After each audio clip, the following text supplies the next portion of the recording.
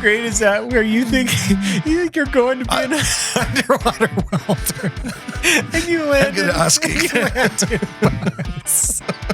I was born in a socialist country run by communists like my father. He was hardcore, ardent communist. First Persian War broke out. Packed my stuff. I was living with a bunch of skydivers. I say, I'm going to war. Your stuff. Yeah. I say, where are you going? I'm going to war. I say, what war? I say, the Persian Gulf War. The Black Rifle Podcast starts now. So you did stem cell therapy for your lungs? Mm-hmm. What did they do? Well, it's supposed to be for my joints and stuff. And they were doing the way also that it can cross the brain barrier. But I asked them not to use for my joints or my back or my knees or elbows. I use everything for put in my blood because the lungs will absorb it. Right. They said, at least what I was told. So I just put everything in my veins and let it heal. Did you notice a difference? Yeah. You did? I can breathe. Really? I couldn't breathe. So how long did it take for you to notice a difference between when you had initially? So the way it worked was like right away, maybe within like 2-3 days. I was like, wow, but then just decline again. Went almost right back to it. But I was forewarned that this is what may happen. Yeah. This is how it usually works, and then your body starts slowly building itself up. And this is like eventually, like now, I seldom have those breathing issues that I cannot take a full breath. I don't think it would be idiopathic because I know where I injured my lungs. I know where it happened. So, where was it? We're breaching in a high risers in the building. I was breaching the wall up there to make a small opening in the wall, and as I was going through the cloud, we breach, we blow this thing up. Yeah, I took a big whiff and the concrete dust in Baghdad, and it just stopped all my breathing right in the tracks. So we cleared the house, we got the guys, but after we came back, like for 2 days, I couldn't take a breath, and me and 3 first guys in the train who were going through the door, they had the same problem, which is laying and gasping for air. We went to a doctor later on base, but it's like, I don't see anything. And it subsided later, like it went away.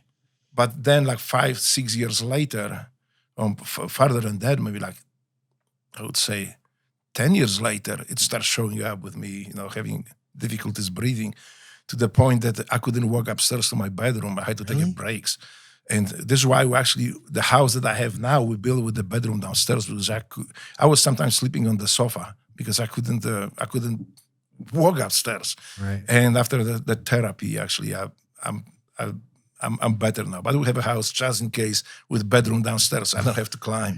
I still don't like climb the stairs up there after that stand with this, whatever was wrong with my lungs. That was one thing that we used to do because I used to do a ton of breaching, and I'd use ProMass all the time because that was one of the things that was identified really early in the war was when we were doing those exterior compound walls and we were blowing them into moon dust or wherever, right? Yeah.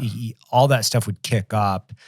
And I remember, especially if you're throwing frags or bangs or anything inside the interior of any structure. Yep. And there's so much dust. The first time I ever cleared a really big structure with a ton of dust, and then you're throwing bangs, because we didn't know anything. It was like the first time we'd ever done anything, so we were like throwing bangs and these things. And the lighting came falling down out of the ceiling, and then all this dust came through. Yeah, and it was the same. It was really difficult to breathe. So then we're like, well, shit, we can actually use these pro masks for something. You know what? This is something that we never thought about it too. Later on, yes, but at that time when we were breaching, there was just like blow and go. Yeah. Just roll the doors and go inside. And we pay. I think many of us are paying price or will pay price for it.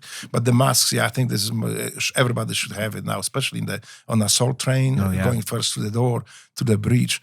And especially remember the bridge that injured me was in the high riser, and they have all kinds of concrete and this particle and asbestos, whatever it is. So when we're going to that cloud of it was almost like where were you guys at? Baghdad? Yeah. So it was almost like somebody put the needles in my lungs. I mean, like my lungs like shrunk right there. I couldn't Interesting. breathe. So, but yeah, we were in Baghdad. Actually, I have tons of images from it. That some of them I can show you. I don't want to show it here because there might be some issues with what is on the picture. But I'll show it to you. It's pretty interesting. So when were you in Iraq? What years? I was 2003, 2004, 2005, back to back. Back to back, and then what team were you with? I was with Team 4, but I was assigned. So this is kind of a funny story because we were in the middle of deployment with SEAL Team 4 in South America. And did you do the invasion of Iraq? No, I went right after it. Okay, yeah. And so we came back from the training in the jungle, and I got a call to go to talk to my chief. And I was told, Drago, you need to pack your stuff and you're going to Baghdad. I say, okay. The grown police special forces operating in Baghdad with our guys with SEALs, and they need some liaison, somebody who can connect and kind of help out with the integrating Polish grown and Navy SEALs. So I was like excited about this. Hell yeah, I'm going there. And we are all military people, aggressive. The SEAL platoon that I was in was very aggressive. They were pissed because they were pissed that they can't go. They have to wait for their turn because every SEAL wants to go to war. It's like given. So yeah, I went up there. I was told that 3 months on this present deployment. So I will go for 3 months, another 3 months, just help to coordinate that stuff. And, our Navy deployments are 6 months long. So after 3 months, I'll just come back and resume my normal duties within the SEAL team. It just never happened because I went like 3 months past, like nobody calls me. It's like, I don't call. 4 months passed, they ask who wants to volunteer to stay longer. I say, I will stay longer. But nobody from my command contacted me. So I just stayed there 4 months, 5 months, 6 months, 7 months, 8 months or 9 months, pretty much year deployment. Finally, my night vision broke, and the SEAL teams were just rotating to it. Yeah. So I call my command because I was borrowing from them. I was worried that if I call my command, they would pull me out. Yeah. So, but then I was told, hey, Drago, we have so limited equipment because as a SEAL team, so it's the 16 guys or the 32 guys of a troop, and then all you had is just for you. So I say, Drago, just call your command, tell you to send you the NVGs because of my broke. I say, okay. So I call my command, some new guy in the armory is like, hey, I need NVGs. Can you send me NVGs to Baghdad? It's like, hey, wait a minute. Baghdad, who are you? I'm Sam Drago. You want NVGs in Baghdad, right? I say, yeah. Do you want the bomb vest too? And you Iraqi fucking terrorists and blah, blah. It's like, I was like, wait a minute, dude. How do you think like the terrorists get a direct line to armor of SEAL Team 4? What are you thinking? He was a new guy. I said, I'm fucking kill you when I come back. It's just get me Master Chief online still. And they got online. And it's like the conversation I remember was like, hey, Drago, it's good to hear from you. Where are you right now? It's like in Baghdad. Oh, yeah, that's right. How long have you there? I go, now my deployment is going for almost a year. Oh, all right, crickets for a while. Wait a minute, let me get XO online. And so like then I was told, like, Drago, you need to come back because the other SEAL team is going out on deployment and we are next in line. So you need to start working out with your platoon. So they send me back. So I say, okay, well, that was my fun stuff was over. So I got on the plane, flew to Little Creek. And the other SEAL team going out say, hey, you know what? It's like 2 weeks. Can you just come with us for 2 weeks and just help us to start working with GROM because like initiate at least that cooperation? I say, oh, hell yeah, because I was just looking for the way to get back in Iraq. And that was like a golden opportunity. Yeah. I say, yeah, I'll go there. So it was supposed to be 2 weeks. And like 4 months later, my team is calling me, say, dude, you need to come back because we are next. So I came back and then I deployed again with my SEAL team, so with my platoon. So that was pretty much like back to back. That's a funny story because when I went the third time, I went to the chow hall to eat. We had like, I think dinner. Where at? Baghdad? In Baghdad. I think it was Bob Hope at the time. Yeah. So this good comes out, the army guy say, dude, wait a minute. Have you been here in 2003? I say, yeah. Hey, you have been here in 2004. I think you were. I say, yeah. It's 2005. Are you still here?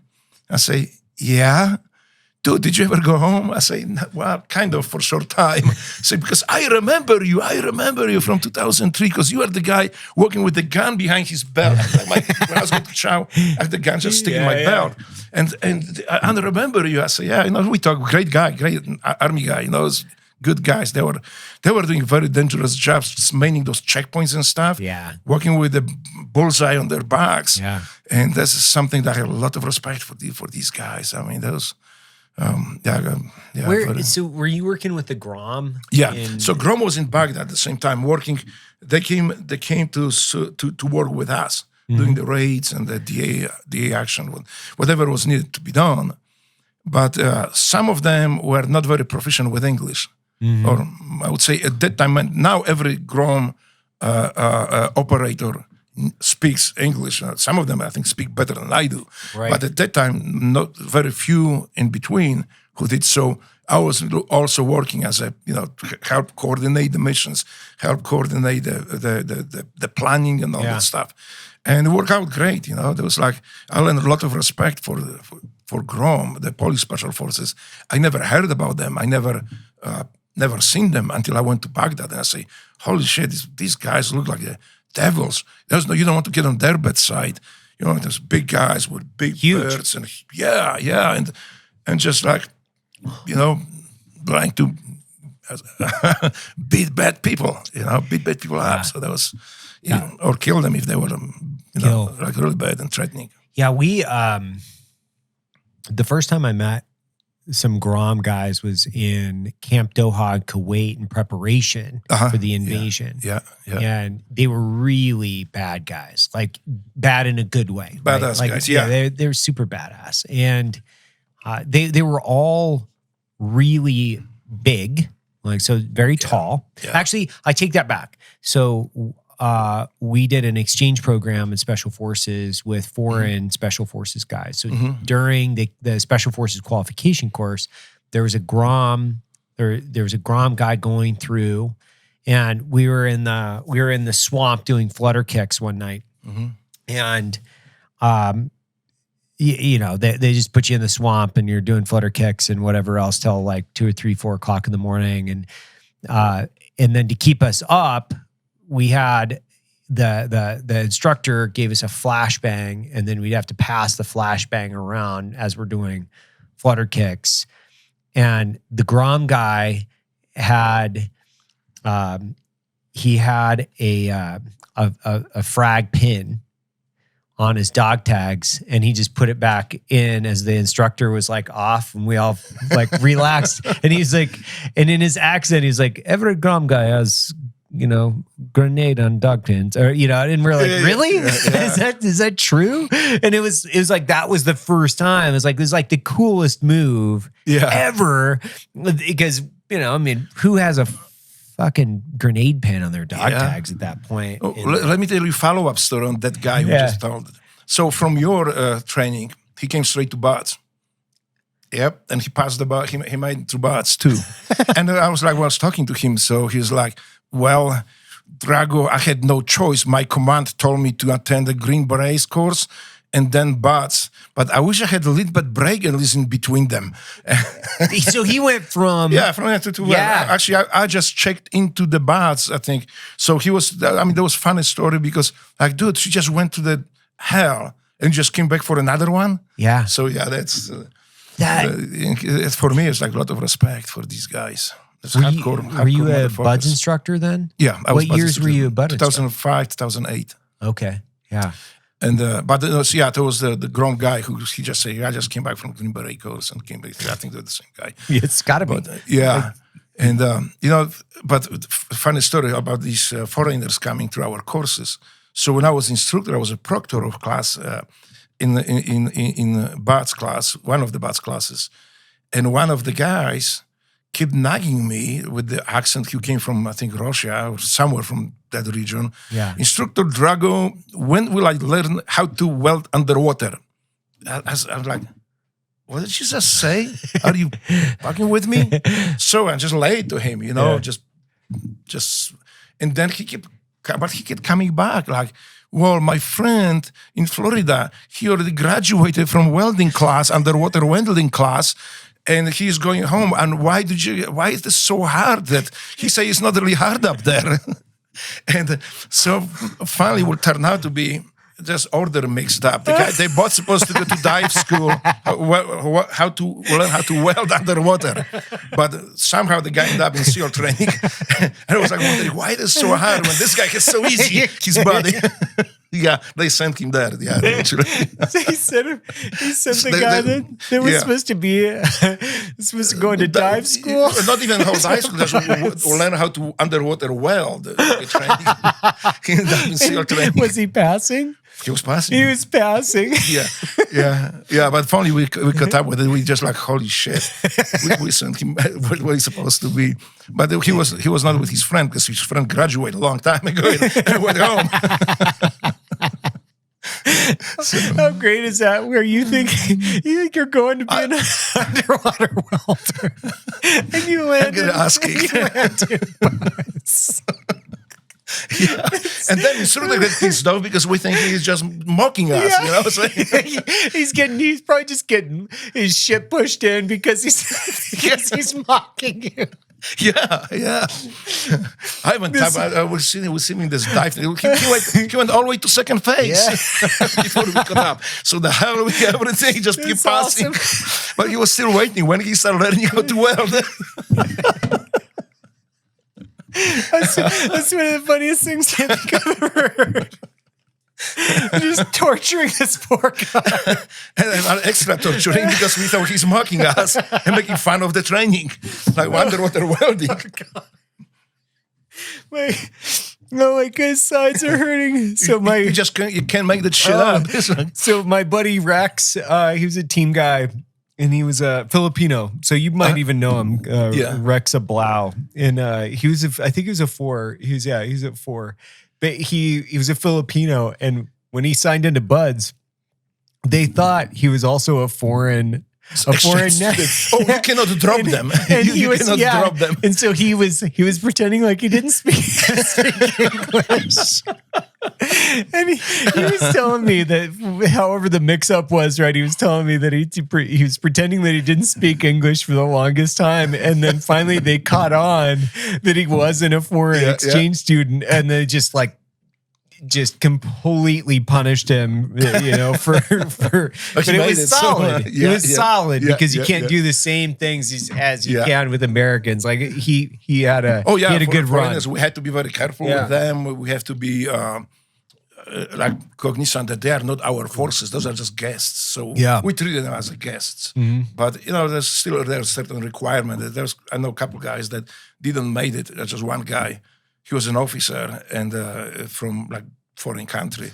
We sent him home. He was like totally dangerous to other people around. So but with the Navy, this is so funny. I mean, when I made through BATS, right? It was the old times. First time, did you get recycled or have to go back? I got recycled in the first phase right before Hell Week. I got the MRSA in my leg. It was so bad that it's just like, you need to go back. And I could actually, I was asking instructor to let me stay in, but they say our next week is in the flood mats, in the muds. Mm-hmm. So you have an open big infection in your leg, which is pretty common in buds for you to get. Common, because I've heard a lot of this from guys because the sand and it's a rash and it gets infected, then just right? infected. So after 3 weeks, they put me back in 185, class 185, and I graduated from the very no problem all the way through. So, but when you graduate from SEAL training, you go to jump school and all that schools, and then you go to SEAL team, assigned SEAL team. and then you are on probation. They used to be like that. That you were on the probation. You are still on probation. You go to there was at that time was STT, SEAL Tactical Training. You go to that, like today they call it SQT. This I think equivalent. And after you graduate from STT at the time, you were assigned to SEAL platoon on probation.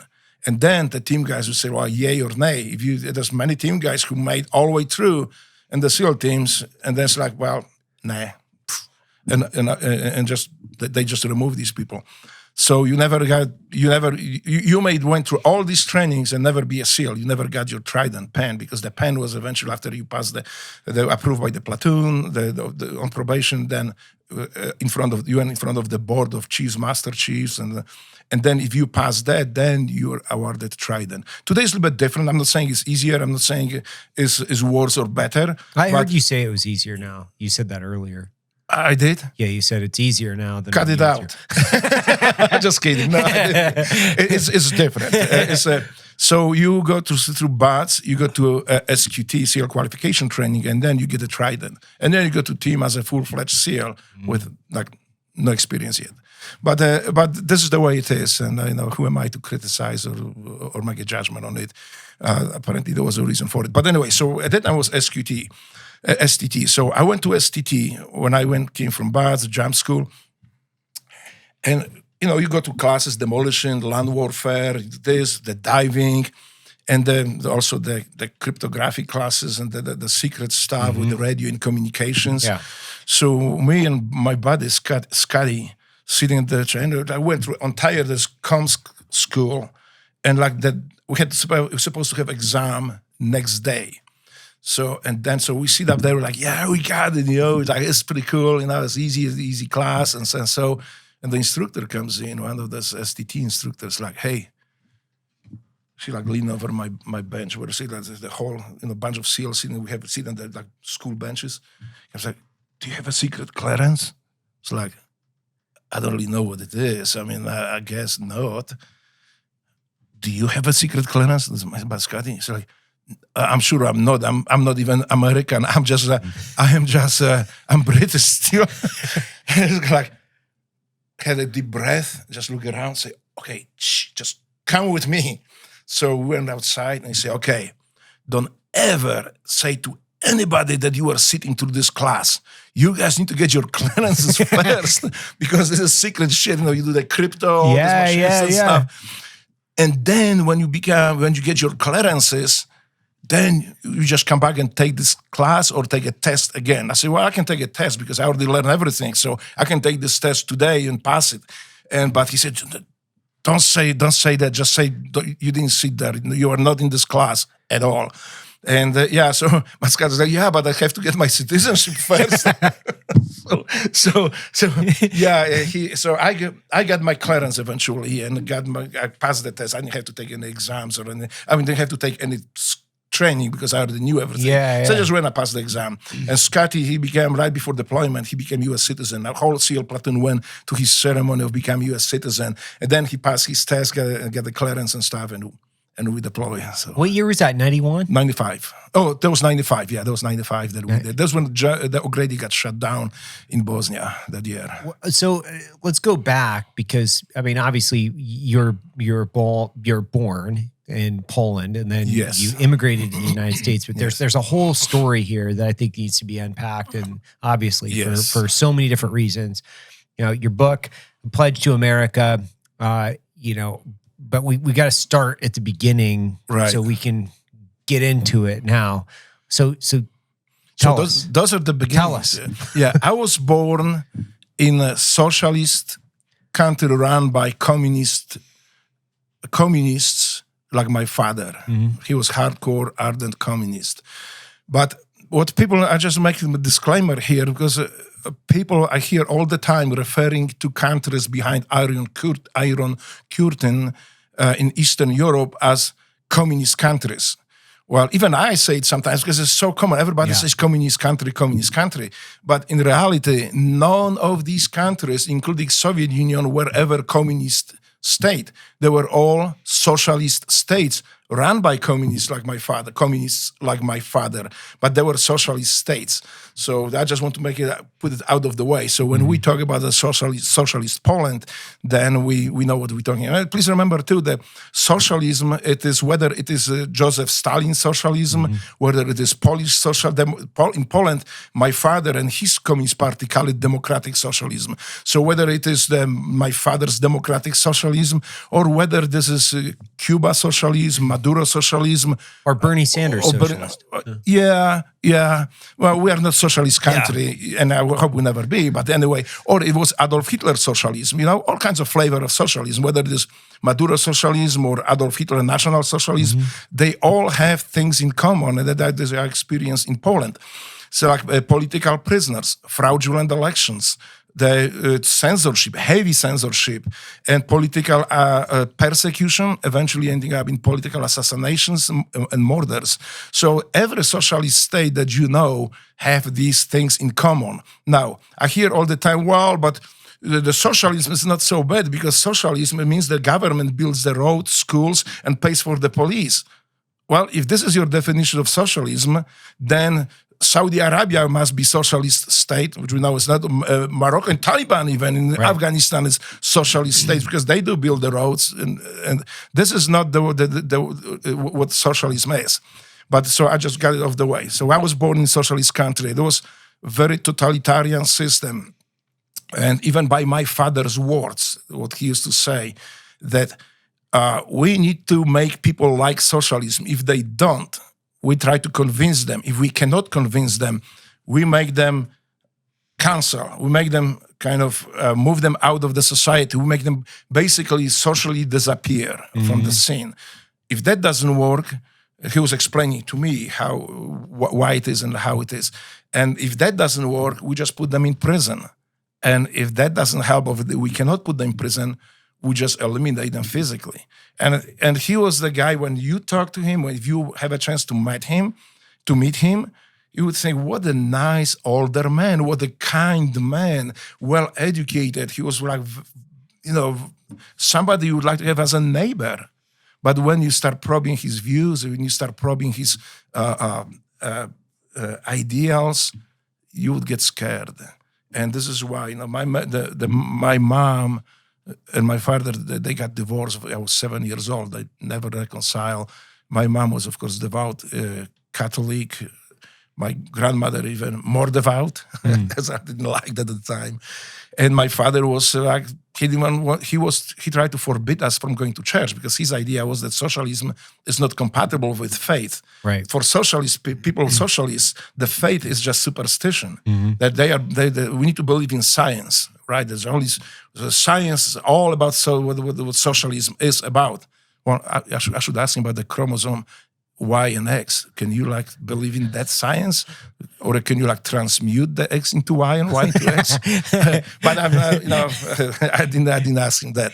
But anyway, there were his views, and there was not isolated views. Most of these people in Communist Party running socialist Poland had similar beliefs. Some were even more extreme, so they didn't mind to murder people. There was nothing unusual that at that time people were either disappearing from the street, or after short trials executed in those 1940s and 50s, late 40s and 50s, and executed in prison within a few days. And either short trials, and sometimes even in no short trials. And there is many people at the time, I'm talking about totalitarian socialist country where I grew up. I didn't know much about the politics at the time. I was just a kid. But people like Stanisław Skalski, one of the Polish heroes at the time, I'd never heard about him until the socialism fell. So Stanisław Skalski, he was the highest scoring Polish ace in Battle of Britain and Battle on the West, fighter pilot. When he returned to Poland, he was promptly sentenced to death and was on 4 years on the death row until, I think, Churchill and the United States kind of got the wind of it, and they demand his release. So he was commuted from death sentence after, I think, years on the death row to 28 years prison sentence, and eventually he was released. But this is how this socialist system operates. Anything that is not aligned with socialism or the ideology, they will change. There was like the monuments in Poland. They were either toppled, the history books were written, and even Polish eagle was his crown stolen. Because that's actually, I got into fight with this one of these Polish army guys during the communist times, where I had to have a stamp that I am not being, army doesn't want me to serve in the Polish military before I emigrated to the United States, before I escaped basically from there. So I had to go get that stamp. And so when I went to this military office, this guy looked at me and said, young people like you, they should be serving in a Polish military under this Polish eagle. Well, I was very quick to point out to him that first, he's not the Polish eagle. That dude up there hanging doesn't have a crown. And his crown was stolen by Bolsheviks. Actually, the entire Polish eagle was stolen by Bolsheviks, sent on Siberia. And that eagle of yours has nothing to do with Poland. That's Bolshevik version of Polish eagle.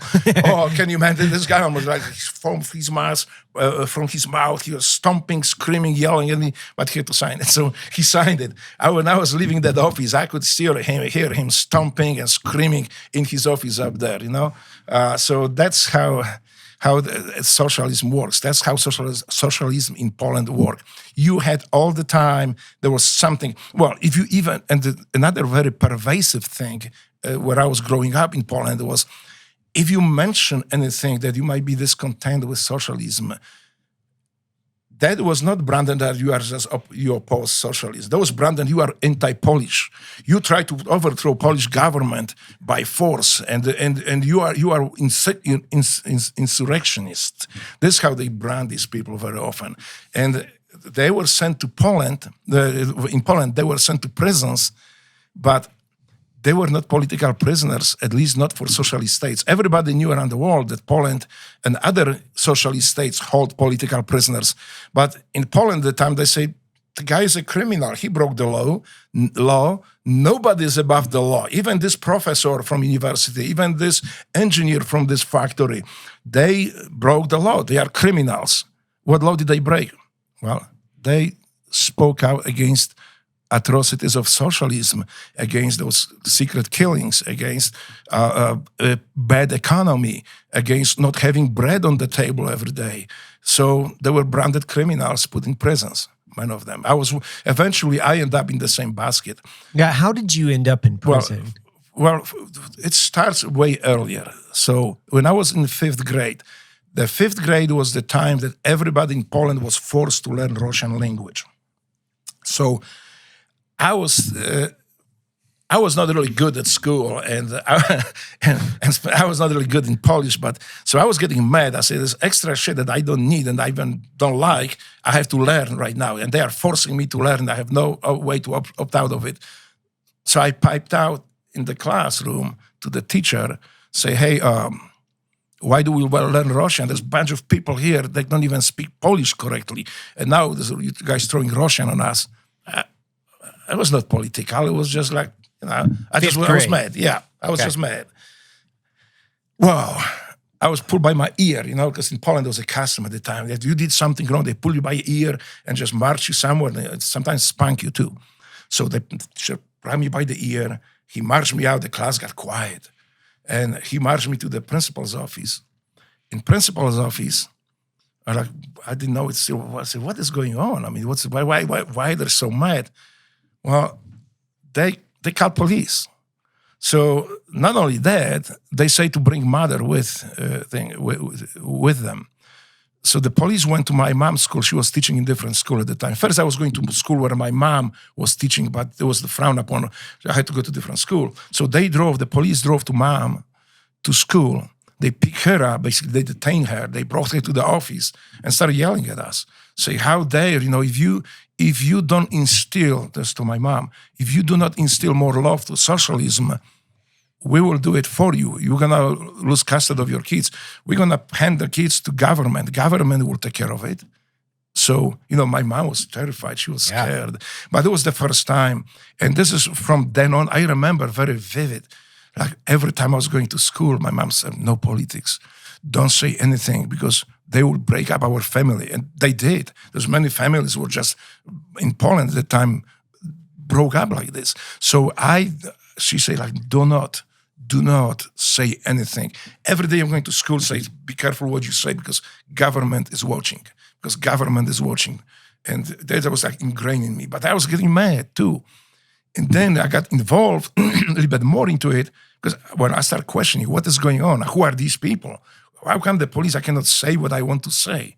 Right. And so I was started learning. And then my uncle Adam, the great guy, when my father was gone, he was like a role model for me too. And kind of like, if I was disagreeing with my mom, he was the guy who made me agree with my mom, like, okay, now you agree? Yes. so he had the business. He was making bricks and cinder blocks in his little tiny factory. But his work ethic was so high. He worked so hard. His hands, like I have a big hands, but his hands were like my biceps. There was, when you grab his hand, you couldn't wrap around it because he was working himself into oblivion, working these bricks, the things. And so the government came in because his quality of work was so high, so good, that people stopped buying from other factories of the bricks, the cinder blocks, and they belong to party members. So the Communist Party step in and say, well, you need to scale down. You cannot make this many bricks and cinder blocks because you are hurting these other businesses. You make too much. Right. So he said, well, I can't do it because I can't afford it. To do it. He bought himself a truck that he was delivering, loading, unloading. He's a one-man show. And so what they did is when they told him to scale down, he said no. They sent these groups of young thugs that Polish Communist Party maintained. They're like, no, they're not ours. We don't know anything about them. But there were those kids in the factories or from universities. They were like indoctrinated, and they were like already on the fast track to the government or somewhere, communist government. So they sent them, and they start calling my uncle fascist and Nazi because he had a business. So we show you the Nazi this, and they will call themselves anti-fascists. They hate fascism. Yeah. So when you later listen on the news, the fake news media in Poland, you hear, well, these people who hate fascism, they went to this man who is known as is being called fascist and Nazi, and basically they explained it to him not to be fascist and Nazi. How did they do it? They just beat him up. They destroyed his equipment, and told him if he does it again, if he doesn't listen, they will do it again until he start understanding socialism a little bit better. My uncle didn't. He rebuilt it. And the things repeat himself 3 times. The third time when he rebuilt his machine, but it was the last time because he already ran out of resources. He went to police complaint, so they arrested him and they beat him up and throw him out on the street. So that was the first time that I started really being concerned. What society are we living in? And so he told me how to listen to Radio Free Europe, Voice of America, BBC. And this is what I was listening. But the caveat is that you could go to prison at the time, or the government would come down on you if they knew that you are listening to these radio stations. So, and you have to listen loud because the East European country, the Warsaw Pact countries, had those big towers. Their sole purpose was to drown the radio waves coming from the BBC, from Voice of America, from Radio Free Europe. So whenever you listen to it, you can hear this woo, woo, woo. So to hear anything, you have to crank it up a little bit. But then, if you had the wrong neighbor, you may end up in prison. So my mom was panicking. My mom was like, okay, if you listen to it, here are the pillows. I think she brought all the pillows she could find in the house. So when I was listening to it under pillows, with this little transistor radio and try to make sense of it, what an eye-opener. What an eye-opener. And that was just the tip of the iceberg. This is what I started learning about Stanisław Skalski, this Polish ace of Great Britain. I was learning about Witold Pilecki. It was another resistance. Poland had the largest resistance movement, our largest underground army in entire Europe at the time. It was a home army, they call it home army. So that Captain Pilecki, he was one of them. He volunteered to be captured by Gestapo so he can get to concentration camp. because there's things that was going on in concentration camps. West did not believe. They knew like somebody eyewitnessing the reports. So he went up there. He not only wrote the reports and was able to escape, he built a movement up there also with the resistance movement within the Auschwitz. In the Auschwitz. Oh, yeah. Those are German camps. Yeah. I'm talking about Second World War now because that's the history that I never learned, that Poles never learn. I never heard about Captain Pilecki, about this Polish hero. And so what happened is later he participated in the Warsaw Uprising, and he survived. So when he returned, eventually, I think he ended up in captivity again after Warsaw Uprising when it failed, because Russians decided just to wait until it fails. And he was very promptly arrested. They accused of spying for the West and shot in the prison. Now, even today, people are still looking for his grave. Nobody knows. So people are still finding graves of opponents of socialism around the Poland till today. I think the last grave they found, I think 3 people, it was maybe like a year ago. It was all over Polish news. I think it was a year ago. But there's nothing unusual. They still look for the graves. They still look for the mass graves. That's socialism. That's communists run by communists. That's how that life looked like there. So how I got eventually in prison, so I was getting drawn to it more and more. Yeah. And eventually, Poles had enough of it too. I mean, the demands were, I want food first. But then say, I want food and freedom was other next. And they created first in any of Warsaw Pact countries, first organization independent from Communist Party in that country. There was Solidarity trade movement. The Solidarity was started as a trade union, which turned into the social movement. 1/3 of adult Polish population belonged to that movement, opposing socialism. So socialists could not, at the time, do much about it. People were ready to hang them from the lantern post. That's how much they hate communists and socialists there.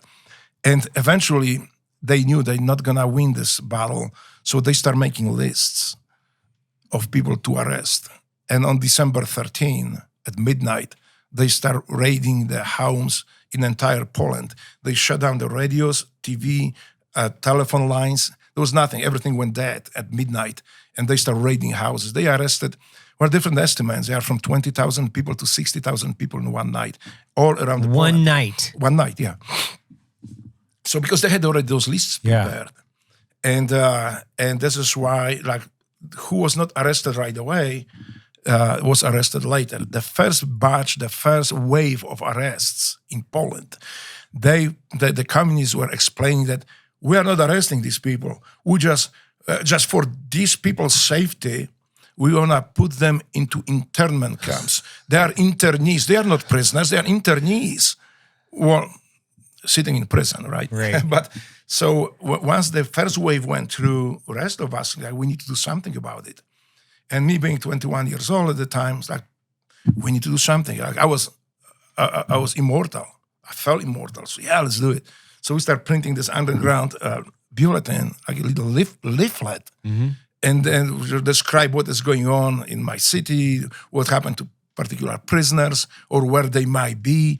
And of course, then eventually we got caught because, like, we didn't know how to do it. We didn't know much about how to word these things.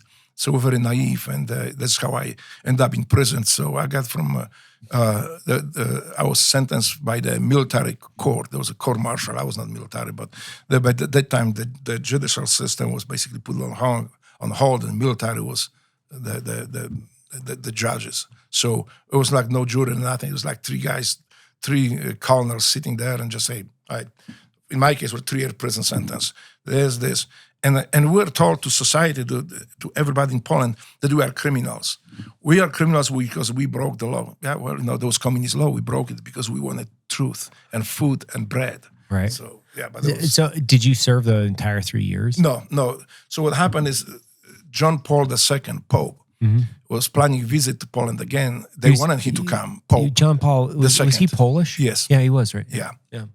So he was planning to come to Poland, and they needed him, the communists, because the economy was tanking. They need a loan from the West. They need somebody to kind of like speak for the regime to help them obtain more loans from the West.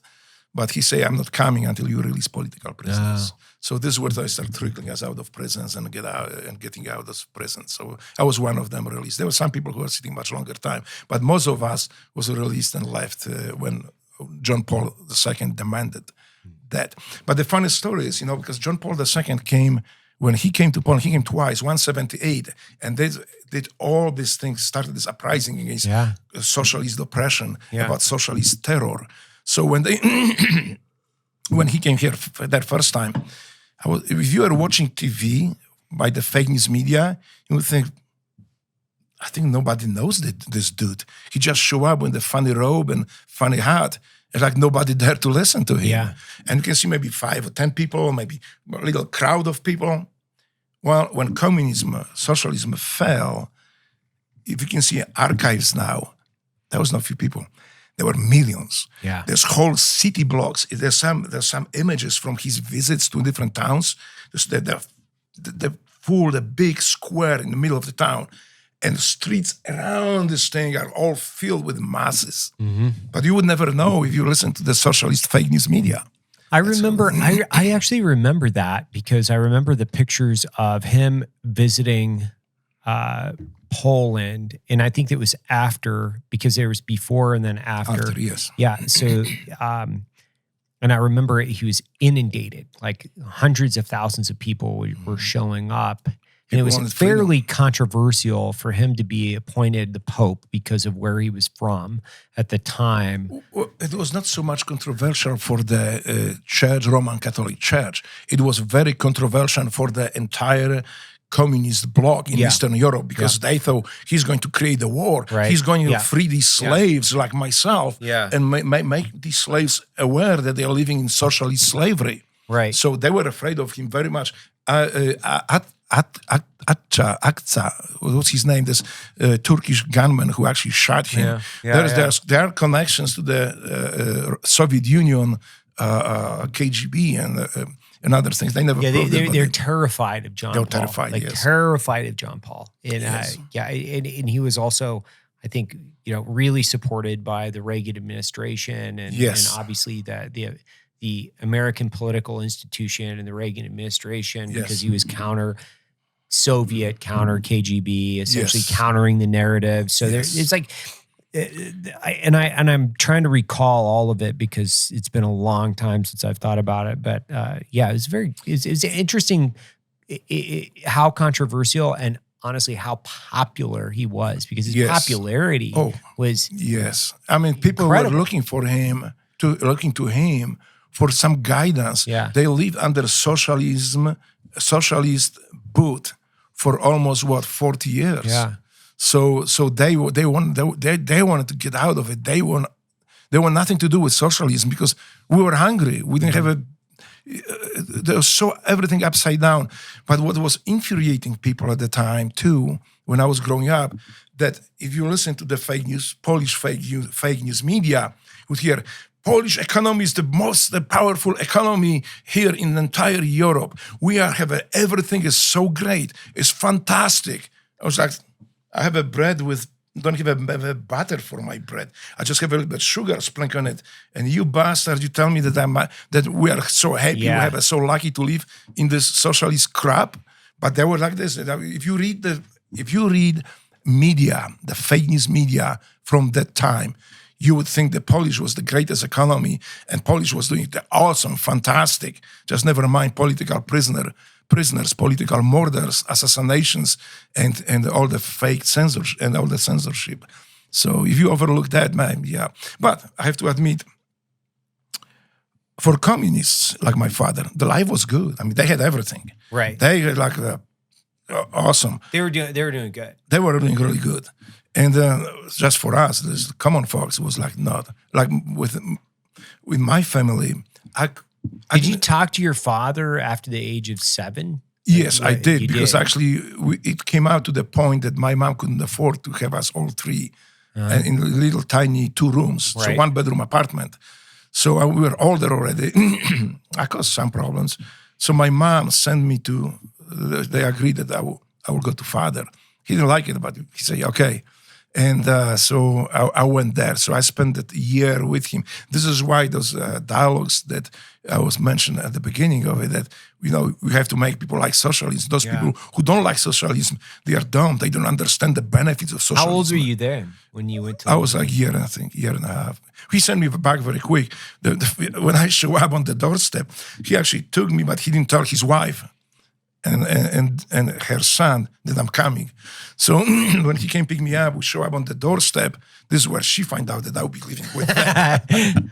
So it was a big panic. He said, what? I was like, I didn't like them from the beginning. So she was always giving me hard times, and I couldn't fight with her.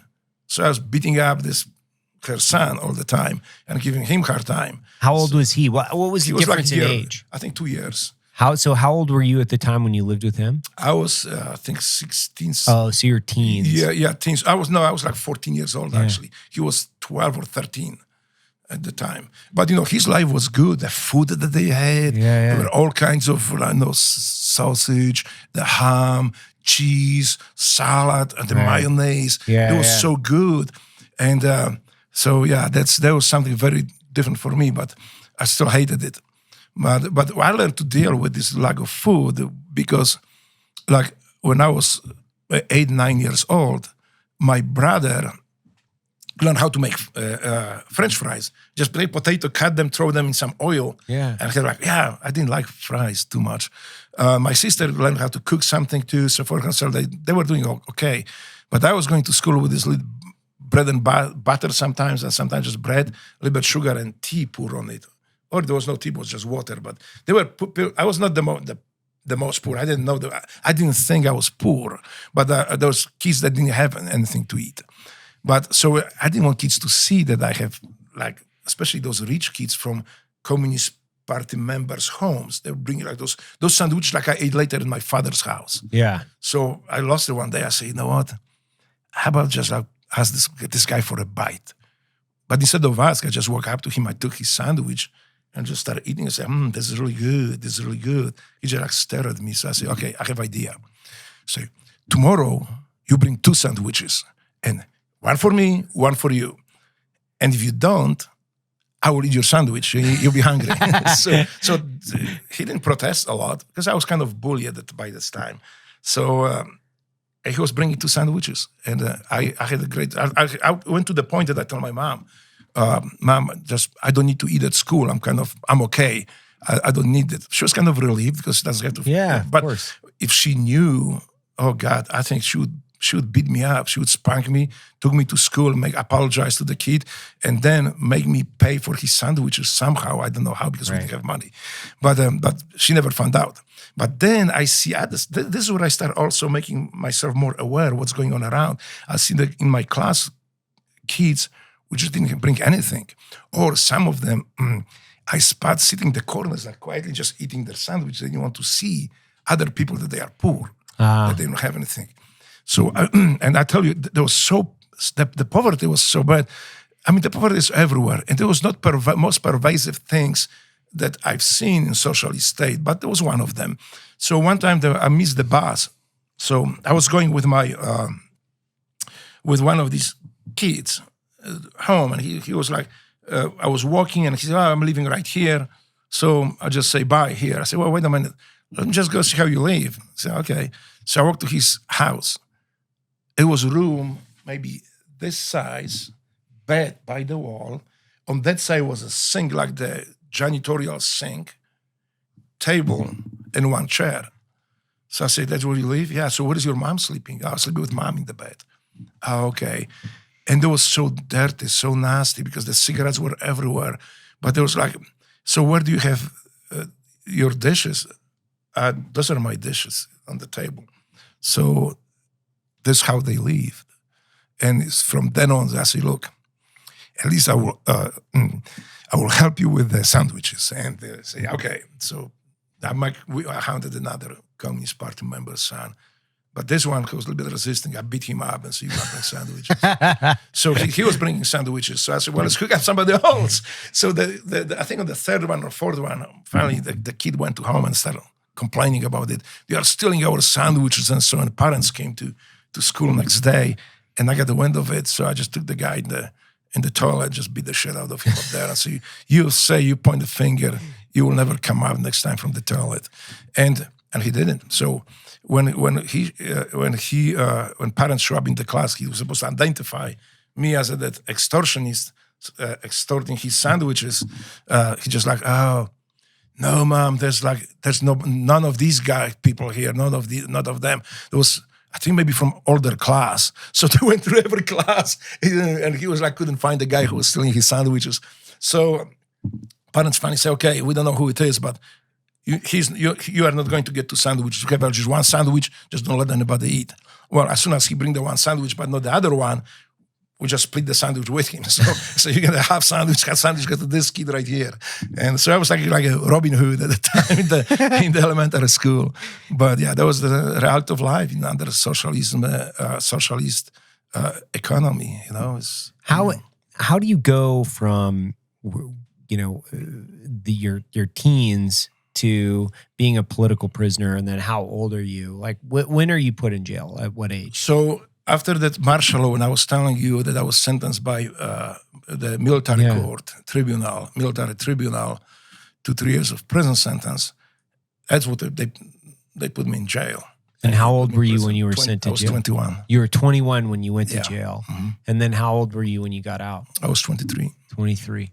And then how did you go from being a political prisoner to the United States? How did that happen? So when I came out from prison, I tried to resume my life. So I said, okay, now I need to find a job or something. I need to go into start doing my taekwondo, kickboxing. And is that what you were doing? Yeah. You're fighting? Yeah. I was pretty good at it. Actually, on the first championship of Poland taekwondo, I knocked the guy out. So the guy we're fighting for the first place, and I knocked him out, but I had the warnings for brutal fights from previous fights. So they say, okay, you need to be disqualified. So he's going to take the first place, you're going to take the second place. The funny thing, so I'm standing there, and the judge comes in to raise the hand. So he just comes first, like, grab my hand, but just like, okay. And the winner is so-and-so. He's laying unconscious. So that's so I was pretty good at it. And I describe in my book, The Pledge to America, like we were fighting at the time, not only in the gym. We trained outside. We used to seek people out, like these bombs or somebody. Really? And we didn't have, I'm not proud of it, but at that time there was a reality of life. Mm-hmm. You want to be good, you had to fight. So since those times in 1980s, there was no cameras. Nobody of us could afford camera. So it was like almost 4 or 5 of us with the notebooks. And then, you just start beating the guy up, and they were just making notes. Okay, his kick was too low. He didn't sweep this guy. He could sweep him out. He missed the punch. So then we're debriefing. So, okay, you did this. Sometimes we reenact that fight, how it was. And I guess it worked because we became so good that later there was no challenge to beat up single bomb. We were just looking for 2 or 3 of them. Right. And, we see sometimes like them in Poland at the time were very popular. There's little booths with the beer. So you can stop and have a beer. Yeah. So you just walk up, you see like 4 or 5 people standing there. And you just grab the guy, take the bottle of him, spin the bottle and give it back to him. You have a fight on your hands then. So then you beat 4 of them or 5 of them, even if it was there. If we couldn't handle it, we just like other guys step in. So we were safe. But it's like came to the point that people in my city became aware that there's a group of people walking around and beating other people up. So it was hard to find later people to beat up. So we were drawing lots, like sometimes because we're going like, okay, my group. It's like, okay, but if 2 guys say my group or I'm beating them up, then it's like, well, who's going to beat them up? Then you just, okay, we draw the lots. So we draw the lots, who's going to beat them up? And so there was like but it was a reality of life in that time in Poland. Please remember, there was like I was born 15 years after the Second World War. Right. There's less distance that we have today from September 11. Yeah. So everything that fresh, the Second World War. Everything is super fresh. Yeah, Like, all the atrocities, Yeah. all the killings are still I mean, there's fresh. 22 million Russians were killed in World War II Right. just alone. I mean, Right. how many Polish people? Right. So the violence is built in. It was kind of like built in. So fights on the street, like nobody cared about it. Like, you fight on the street, people just Yeah. go on the other side of the street, walk Right. around you and just keep going. Call police for that. Like, unless you kill somebody there, like if you beat somebody up, if they are handy somewhere, yeah, they will show up and just wag the finger at you and say, get out. But so we never worry about that stuff. And this is what I learned too, that violence always works. If it didn't work for you, it means you did not apply enough of it. Right. And this is something that stayed with me for a long time. So this is why people ask me, like, so when you came to America, how was about that? This is the transformation. This is the things that I started learning about American people. That I started learning about America. And this is why I'm a different person today. I'm a better person today than I was before. But, that was the reality of life there in socialist state, socialist system under the totalitarian oppressive government. So How do you go though from being where you were to coming to America? Okay, so after I was released from prison, yeah, again, I was mentioning about the trainings that we go. So I tried to resume my life. And what happened quite often that we're walking out from the gym, walking on the streets, the car pulls in, the bunch of dudes in civilian clothes jump out with the badges, say you go with us. They handcuff me, throw in the car. And then we drove. We drove like till 2 o'clock in the morning, inside the town, outside the town. So I was afraid that one day I don't come back from these trips. And I think there was maybe like getting people used to it. So I went to U.S. Embassy. I said, like, I don't feel safe anymore. I need to leave. I went to U.S. Embassy and asked for help. So they asked me to bring all the documents and stuff. I did. And I think like within 3 months, I had a promissory visa to emigrate as a political refugee. And this is where I went to this military office I just described earlier, because I had to get those stamps allowing me to, so I could leave Poland, and pissed off these army guys up there. But they were still post-communist. That was a communist still army. There was like nothing. And so eventually I came to America. And then, so once you fly to the States, and then where do you land? So I didn't fly right away to the United States. It was actually the America had already programmed for refugees, for people like me. So I flew to Germany, and there was a center run, I think, by the State Department that they taught us about America, what to expect, how to. There was nothing that you can that make you great American, but there was some insight, because none of us knew how America works, how it looks inside. All we knew is that this is the country that people are free. They can live the way they want to live their lives. The government is not stepping on them, not telling them what they can, what they cannot do. And as long as they are good with each other, as long as they are not attacking other fellow citizens, they are free to live. So that we knew by this time. So in Poland, in entire Warsaw Pact countries, the America was always that beacon of freedom that people look up to say that. And I remember when I was in Warsaw with my father, I was thinking, going from school near American embassy, I always like to stop and read those those they have like glass cases where they have all the information. I would love to read it. And I was remember, why Poland cannot be like this? Why do we have to live under this oppression, these nasty, hateful communists? And so when I came to Germany, and this also is like stay very close to my heart, they never ask us what you can do for America. The only thing we're asked is, they were teaching us about America, how people think, maybe, like what to expect, what to, not to do. Yeah. But they ask us about only one thing. Say, when you come to America, what we ask you to do is respect our customs, respect our law, and respect our citizens. So, yeah. So you go from Germany, and then... And then, so from Germany, that's funny actually, the story too, because they I was waiting for my assignment to America where I come. And they call me to the office and say, like, where they say, like, preferences about America? Where would you like to settle down?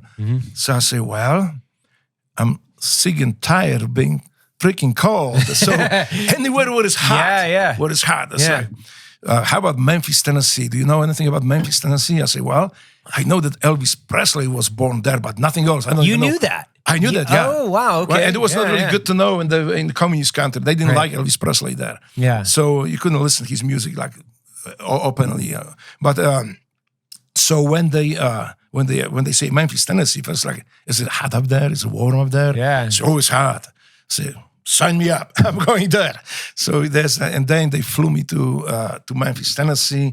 This is where I came with a bag of clothes. Right. And 6 cents. I had like $20 with me, but I spent them in Germany buying tape recorder. I always dreamed to have a little, like a tape player, so I can listen. Yeah. So that I was not like a player. So you have to record your own music, but I never had one. So I just went and I spent that $20. So when I landed in New York, I had a 6 Phoenix of this German value in my pocket in a bag of clothes. So then they flew me to Memphis. And there was already church waiting for me and American people. They took me and this is where... So do you have an American family that you... Yes, they took me to an American family, so I lived with them. Actually, what were they like? They were like older, church-going people. They were very nice, very, like say, very Christian people. And they, I couldn't communicate. So they bought me a dictionary. I say, okay, well, so like you can read this. And I want to so appease them so much that I'm using it. Sometimes they took me on a ride around Memphis, different places. So on those rides, I had my dictionary with me. And, I try to impress them, show the gratitude that I have it, I'm using it. So as we drove, we're like, this is tree. So it's like, it's like, good job. This is woman. Yes. This is house. So we just go up there, just pointing out, and I see a black person walking on the street. I'm like, this is But, they jam. I mean, we almost wrecked the car. She's like, wait a minute. And I was like, I don't know something is wrong. She's like, I'm showing that dictionary that you bought me. That's the word here. That's what translates. So I have this dictionary today. I'm not today, but in my home, where she took the pen of her purse, scratched the N-word, and wrote black people. Wow. Told me never to use that word again. That was in a dictionary. That was in dictionary, yeah. Whoa. So I have the dictionary at home still. Actually, I'm going to post it online on my website. So yes, that's. I mean, there were so many things that I had to learn very fast. I remember I was invited to first family type of church pool party. So I was so honored. I was like, yes, that's so fantastic. So on those Sunday after Mass, I went home and picked the best swimming trunks I could get. I just didn't understand that Polish swimming trunks, we call it today banana hammocks. You're wearing a Speedo. I was tight. In Poland at the time, was the tighter Speedo, the better you look. So there was a bunch of kids, the barbecue, the parents, older people are cooking. Here I'm strolling in my Speedo, banana hammock. Speedo. I remember like I had the gasps. It's like they start ushering people outside the pool. Say, come on, kids, everybody time to go. Time to go.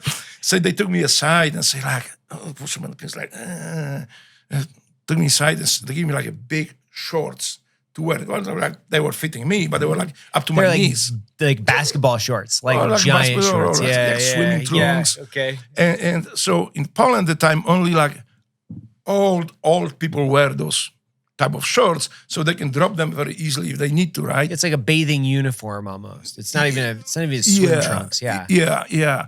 So I didn't protest. I knew that something was wrong because they were rushing these children outside of the pool. So so that's this is one thing with English. Oh God, I still have a problem with English. But at that time, in Polish language, word th like thank you does not exist, and I had a hard time. I was spitting. I couldn't say it. So one of these Polish guys say, "Hey, just say thank you very quick. Thank you." It's easy because F exists. So you say thank you. They will even pay attention. You're good. Thank you so much. Thank you so much. Well, I forgot that, it was still new language. So after one of the churches, that was not that church, it was a different church, they invited me and wanted the parishioners to meet this Polish immigrant and a former political prisoner in communist country. I'm saying communist, they were socialist state, to meet. So I went to Mass up there. After the Mass on Sunday, they took us in the back room where people just gathered around me. This pastor came out. She came out with a bunch of cookies, plates, just walked straight to me. And he said, this is our Thomas. And so we have this new immigrant to the United States. And she hands me this, put the plates. I'm taking this cookie and try to say this. And this guy who taught me this, like, right, I say, So I said, well, F you. She was like, and I knew I say something wrong, because it got quiet. It was like, that's not good. This guy just disappeared in the crowd. And then it's the older gentleman came out. It's like, what he put a hand on my shoulder and said, like, what he is trying to say is, thank you. And he looks at me, thank you. And I was like, thank you, trying to say. So that's constant, I still have a struggle. Like even today, like my wife, she has a list of things that I'm not allowed to say near her in public. Because puss, that's one of them. And I almost got fired from being a husband, because there was one time when I think I was like, hey, can you fix me a dessert or something? And she said, what do you want to have? I said, I would like to eat Kimberly today. She's like, who is Kimberly? I was like, what do you mean? Well, who is the Kimberly you want to eat? I was like, well, it turned out to be, I didn't know it, but there's not Kimberly, it was creme brulee. Yeah. But it sounds so familiar to my ear. So I still have a struggle.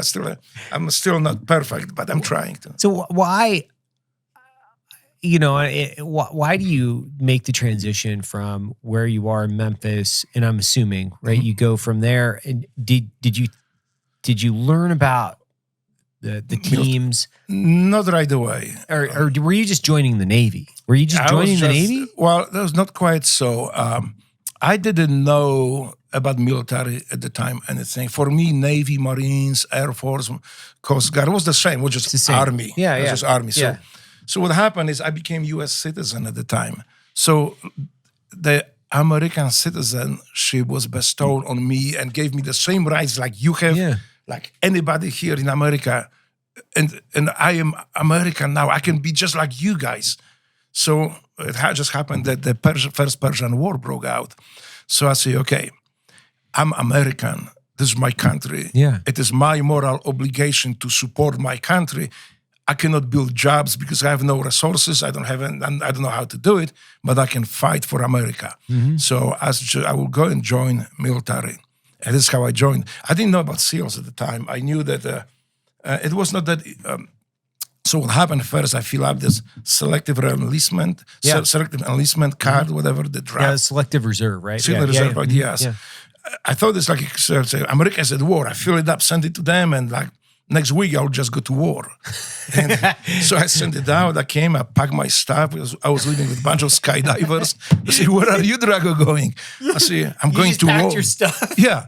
I say, where are you going? I'm going to war. I say, what war? I say, the Persian Gulf War. I was like, okay. Why would you go there? I mean, this is a war. You can get killed. I say, America needs me because I'm American. This is my country. I will fight for it. And so they're like, okay, so what did you do? Well, I said, I filled this contract. Say, oh, okay, you have a contract. It's like, came back the letter. Well, thank you, but no thank you. You are too old. This is for young kids, like 18 years old, that you just fill it up to send it. Yeah.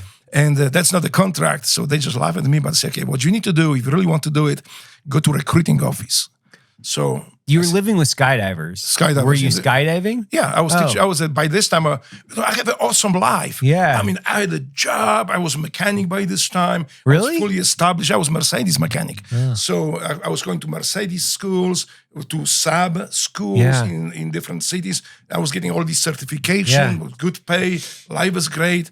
Got into skydiving, and by this time I was AFF jump master. Actually, I was already teaching skydiving. Holy shit. So I said, well, and so my intention was never join military and stay there. I just want to go to war, help out, and just come back, resume my great life that I had. And it just never happened. I just stayed. But so when I went to I went to Army office, and they start processing my paperwork. It took a while. And I was like anxious because the war will be over by the time you guys finish it. I was like, no, don't worry about it. And then happened that at my drop zone, when I used to skydive and teach skydiving, Navy SEALs came in, leapfrogs, to do demonstrational jump in Memphis. And so they, of course, came to our drop zone to make extra jumps. No, and then we start talking about this. Say, no. You need to go to Army guys, take this paperwork, and go next door to the Navy guys. Tell them that you want to be a Navy SEAL. I was like, Navy SEAL, I don't know what it is. But so they start telling me a little bit about it. And the more they tell me, the more I was fascinated and more fired up. So it was a very awkward moment for me to go to these guys. I made friends, the Army guys up there, and tell them, well, sorry, but I'm not joining you guys. I'm going next door. But so I was apprehension doing it, but the Navy guys were prompting me. So I went, grabbed the paperwork, brought it to them.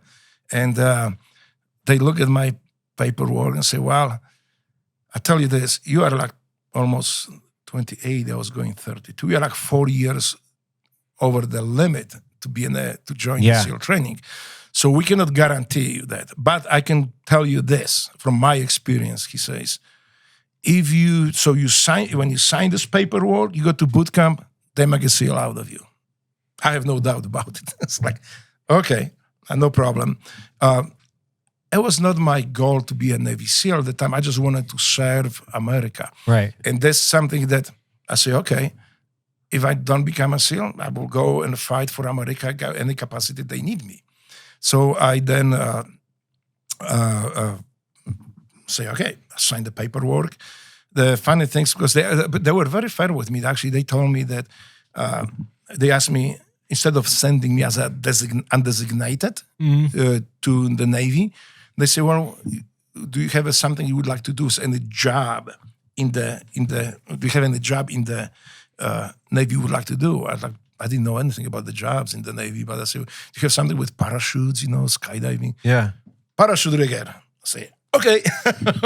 I didn't know that parachute rigger has nothing to do with skydiving. Yeah, zero. Yeah. I was working on ejection seats, all the stuff. But, I didn't despair. I was fine. I was cool.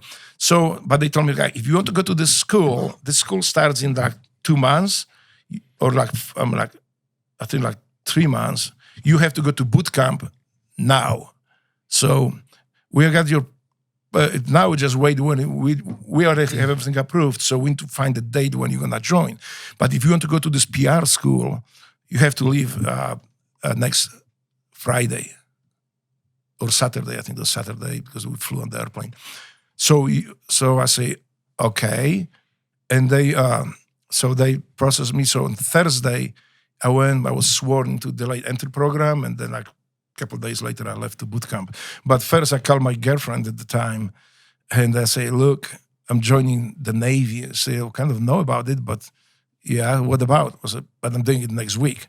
What? Well, this is not the news.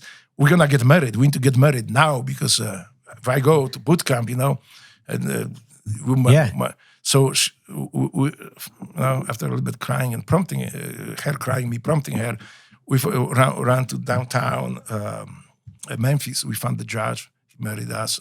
He was funny. He was like a nice guy. It's like he was already leaving home. It's like, okay, well, I'll make it special for you. So we went back. He signed the paperwork, and we were married. And then next in a couple of days, I left for boot camp.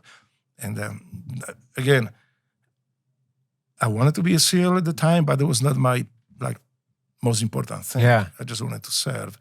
It happened that I passed the test. I couldn't swim.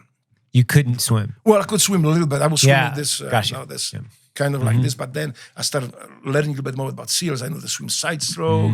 I didn't know anybody who swim side stroke, so I kind of like do whatever I could. But I passed the test in the boot camp. So they, and everything was going good. Say, okay, now we need to wait, see if we can secure orders for you to SEAL training to BUD/S.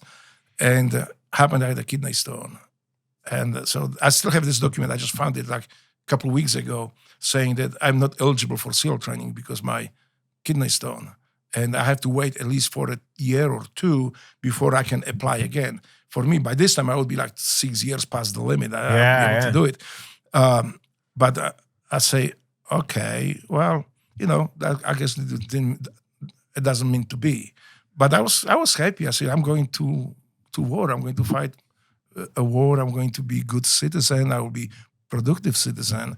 And it was fine with me. So I graduated from boot camp as a #1 recruit from all these graduating at the time in my batch of graduating sailors. So I was #1. I got Military Excellence Award. And then I was shipped out to PR school in Millington to be parachute rigger. And this is where, like, I said, well, there is a Navy SEAL on base. His name was Les Barrios. Rest in peace, brother. He passed away now. So I said, doesn't hurt to ask. Yeah. So I asked his office. I said, Petty Officer Barrios, I want to be a Navy SEAL. I passed the test in boot camp, but they told me that since I have a kidney stone, I have to wait a year or two, but I'm already past the age limit. So is it possible to do maybe something that you can make some, help me with becoming a Navy SEAL? He said, okay, I'll write you the check. You go to medical, bring me your medical record. So I did. I was just like ran up there as fast. I was all sweaty. I came back. Here it is. He said, okay, just lay on the table and leave. We'll just wait outside. So, of course, I was like listening to what's going on up there. I can hear. And I said, hey, come on in. So I came in and say, oh, you know what? I was looking to your record. I don't see anything about your kidney stone. Can you help me find it? So just, yeah, it's right here. Or, no, maybe. So we're like looking through it. I say, he said, are you sure you had a kidney stone?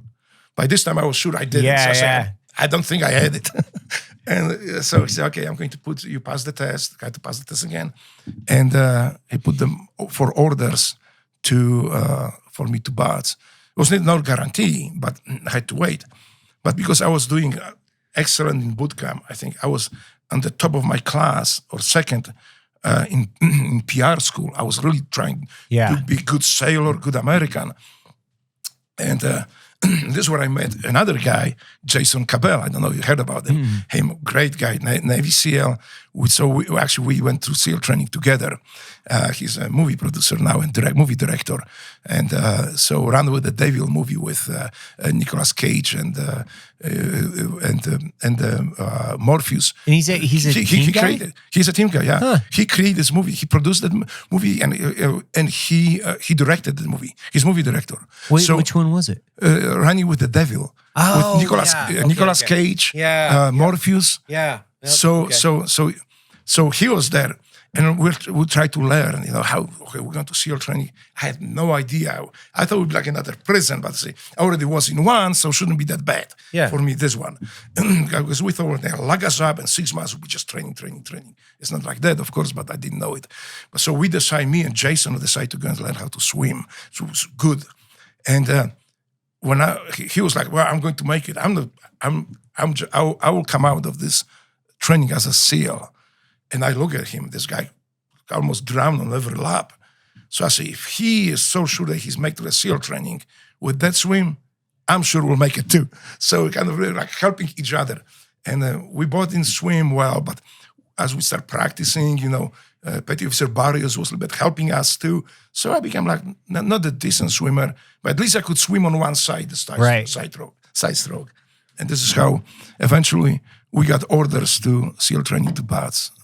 Had to wait a little bit. And this is how I ended up in SEAL training. And that was 91, right? This is 1992. 92. So it was already... So you go through BUD/S, and then you're assigned to 4? SEAL Team 2. 2, okay. Yes. And it's evens East Coast and odds on the West Coast, right? Yep. So SEAL Team 2, I did my first deployment there. I went through a STT at the time. So we didn't get the tridents right away. Jason went to West Coast. We are still best buddies. Really? Oh, yeah. Jason went to West Coast. I went to East Coast. But we are like really good friends. And so went to STT. There's the incident that I had with the security clearance. Where they didn't know that I didn't have it. They didn't know the other guy, he's not even U.S. citizen. And kind of like a little bit complicated, but not too much. And eventually I deployed we deployed to Bosnia at the time. The funny thing is that, we were stationed in Brindisi, and on the weekend we like to drive to Naples to relax a little bit, right? Yeah, of course. So we were passing by Pompeii, maybe like 16 miles away. And every time we drove so in a hurry to go party that, all right, we're going to do it tomorrow. We're going to visit Pompeii tomorrow. Today, just let's go, hurry up, let's go party. 6 months later, we haven't seen it. We're just, okay, we need to leave. Most of us, some people went on their own. Most of us didn't see Pompeii. I'm still mad about it, but this is the way it was at the time. Of course. So yeah, that was SEAL Team 2. This is actually when I met Jacko first time. This is where I met so many great guys. Sometimes I'm afraid to say names because I say name and I don't mention the 10, 15, or 50 other guys who had such a big influence on me and who are such a good friends. So I'm kind of sometimes, I think they're gonna hate me because I didn't say nothing about them. Right. But they know they're people. They are different. They understand, and then some of them don't even want to be on the. Even brought up, right? But the names that I use, I have explicit permission that I can use. Yeah. So this is where I met Jacko. This is where I met the Jacko is one of the strongest guys in the SEAL teams I met. The guy who I don't know if anybody could beat him up in the real fight. I don't know if even today, but at that time, he's still a monster. Yeah, he is. And then I met another. I consider him one of the strongest SEAL I ever met. This guy was my second platoon. He created a program for us to how to get strong. He was a football player, I think, or he wanted to be. He was a football player too. But the guy, when we went to France, when he put the weights we trained with the French commando, he put the weights on the bar. He picked the bar. That bar bent. And the weights are falling off. I couldn't lift that weight with my both hands. Right. Or not many of us could even pick it up. So, so guys like this, I was looking up to, and another one was Chief Nicky Baggett. I met him later. I was in his platoon later. So with me going through divorce and all this trouble, he's the guy who actually put my career back on track and my life back on track. I owe him a lot. There are so many people that I owe a lot. And this is about the America, you see. This is something that, the goodness that America was built upon, that personal freedom is so transparent to you, to my fellow Americans, because you don't dwell on it. You do the right thing because this is the way you grew up. This is the way America is. This is the way you were brought up. Just be good person. And you don't dwell on it. You do good things. And but looking from outside, me coming as an outsider, I can see all these good things that American people do. And it never stop me amazing. And even more amazing, you don't pay attention to it. It's just, this is the way it should be. This is the way the life is in America. You should be good. You must be good to other people, and you must be helping. So even today, I think this is what I start. I want to be good to America. This is the book, The Pledge to America. What I meant by that is, I'm today better American than I was yesterday, but I will be better American tomorrow than I am today. So that's the book title. I mean, that's a profound statement because I don't think a lot of people think about being better citizens. They just don't. They think about... Because they are. Yeah. This is something they don't think about it. And like what you just say, the sentiment, I hear all the time from people involved in defending our country. They are putting their lives online every day. Some of them say, well, look at our citizens. They don't even know where some of them don't know where Iraq is. Some of them don't think about it. Some of them don't care. But I was like listening to it, and my answer to it is, that's good. That's what we want our citizens to live life like, right? We don't want them to look over their shoulders and worry about some foreign country coming here and wreaking havoc in our society. We don't want them to live with worries. We want them to feel safe in our country.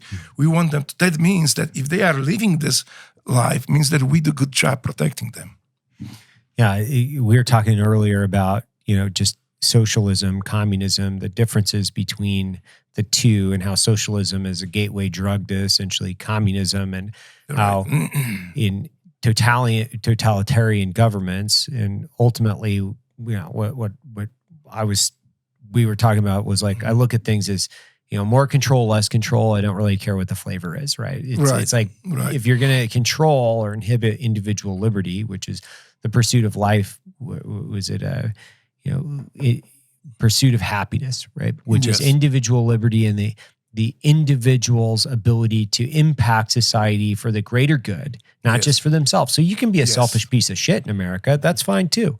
But that's not the way Americans are. It's not the way we are. And more importantly, it's something that we should celebrate in the context of, if you want to be selfish, fantastic. You can be selfish. But you can also be really plugged in and generate a ton of value as an American citizen. I mean, and you know it because you were on the front lines. I know it.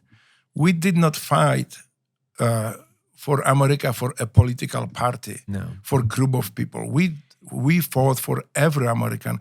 For me, I don't care what you believe in, what your political views, who you are. For me, you are just red, white, and blue. You are American, and I am prepared to lay my life for you to defend those rights. Yeah, I think I've met a few people like you, and I mean, I've served with a lot of incredible people. One of the stories I like to tell people is, and we've got a series of videos on some of the Afghans that work for us, and not in the same way, but I did the invasion of Iraq with an interpreter that he had fled Iraq he was from Basra originally, fled Iraq, went down to Saudi Arabia, was put into a refugee camp in Saudi Arabia. They bartered for their life. So they overthrew a refugee camp. They bartered for their life with tanks, Saudi Arabian military tanks. They were flown to Beirut, and then from Beirut he flew into Boston through a refugee act. And this was right after Saddam had the Shia uprising in the South. Saddam had pushed obviously a ton of Shias over the border into Saudi Arabia. You remember. And he landed in Boston, didn't know a sentence of English. He had no money, like essentially the same story that you had. Didn't have a dime in his pocket to his name, couldn't put together a coherent English sentence. In 5 years, he graduated from Boston University with an electrical engineering degree. He found himself in Houston, Texas, working for Motorola, making six figures. Yeah. In less than 8 years, he learned a completely foreign language, put himself on a professional track to be an electrical engineer working in Motorola, making above six figures in less than it took most people and some people in the United States to graduate from the college with a liberal arts degree. And he went back to serve the United States through being an interpreter. Right. In the first time he had seen his parents in Iraq was in April of 2003. So he had been gone for 10 years. He hadn't seen his mom or his dad, any of his family members, until we walked in to the front door of their house in Basra, Iraq, after he'd been gone for 10 years. And it's one of the most incredible things. It's an incredible story. But you know what? That story is possible only in America. Only in America. People need to realize that we have a great country. It is still that beacon of freedom for the entire world. We just need to remember that too, that we all work as united. We can make America even better. But when we start seeing these divisions and divide ourselves on this group, that group, then this is not good. This is what it concerns me, because you know what? I don't care what you believe in. There's a place for everybody in America. You can have different views. And what's beautiful in America, you can have it, and nobody's going to lock you up in prison because you believe something else. And we can get along together, and we can build this America even more better than it is now. So this is, and you can. Did you see your parents? Have you seen your parents since you left? I've seen my parents when so I lived in 84, like 10 years later. Yeah. Just for like maybe 2 days. Because I was with my SEAL platoon in Poland. Yeah. 14 years, I think 14 years later. And then second time I seen my mom after I came back from war. So I was able to go up there and see her. But her health was already declining, and she passed away not too long ago. Passed after it. Wait, was that difficult, being detached from your family, leaving, coming to the United States? You know, I kind of feel they may not be, people may not like my answer, but I say not really. I was so busy in America. I was so immersed to trying to become good American that I did not think much about it. No, now I have I wish maybe I spent some time with my mom. I wish I contact her more, but it didn't happen. You know, I was then the war broke up, so I was intimately involved in this war. So yeah, there was no time to think about it. Did you go back to beat up your stepbrother anymore? No, I think I just feel sorry for him. Yeah, but yeah, that's you know, talking about war. Like, I haven't seen in this war anything that the Navy did not prepare me to see. Right. I didn't do anything in this war that Navy did not prepare me to do. I have no regrets whatsoever. Well, maybe one.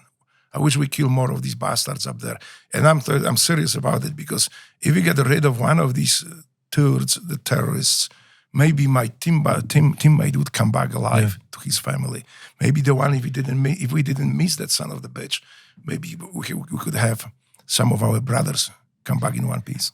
Yeah, I think you shared a sentiment that the sentiment that a lot of us feel, which is if we could have taken more blood, it would essentially replace at least the blood some of these left. Guys who killed our guys. We eliminate them. Yeah, I don't have any regrets whatsoever. I think that, you know, the people that are having any type of emotional or psychological distress over what I don't have this psychological distress. Yeah.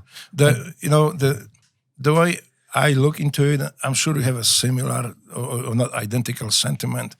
I didn't go there to win hearts and minds. I went there to terrorize and kill terrorists. I'm terrorist terrorizer. I think you feel the same way. You are terrorist terrorizer, because I think the best way to win war on terror with terrorists is to terrorize them. And it works. Like I said earlier, violence always works. It didn't work for us, for you or for me, means we didn't apply enough of that violence. I 100% agree. I think that we should have applied more. I could have run. I could have easily run them all off a cliff like herds of buffalo, and it wouldn't have mattered to me one way or another. Those are animals. I would have ate a ham sandwich and get 12 hours of sleep at night. It wouldn't have bothered me at all. Wouldn't give a shit. Especially when you think about these guys attaching grenades to the crib, to the baby's blanket with the pants. When you pull the blanket with the kid, the little baby sleeping inside, you detonate the grenades all around this crib, killing yourself, everybody in the room, and the baby. That's the evil we were fighting there. Well, evil, to be clear, evil needs to be eliminated, and I don't think that there's any other way that you can do that. There's not a circumstance in which, and when I say this, people continue to go back and look at their wars that they fought in, and they talk about the way that they fought in them. And I'm like, I think this is a part of human evolution and the circumstance of male evolution. We have been clubbing ourselves in the sense of like clubbing each other to death in what I would say is the competition of life since the ability that we've had to pick up a club. And I don't quite understand why we have to have all this self and emotional and psychological reflection in the context of being human, because it is what it is. I'm not trying to be a nihilist in it. That's not what I'm saying. I'm saying it is part of being a man. It's part of actually the evolutionary process that we've ultimately opted in by being human. Right. People think, and I hear it all the time, you are a hero. I'm not a hero. Heroes are people who didn't come back from the battlefield. Yes. But if you talk about heroes, I'm not. I'm a monster. Sometimes people need the monster to fight the monsters. We are those monsters.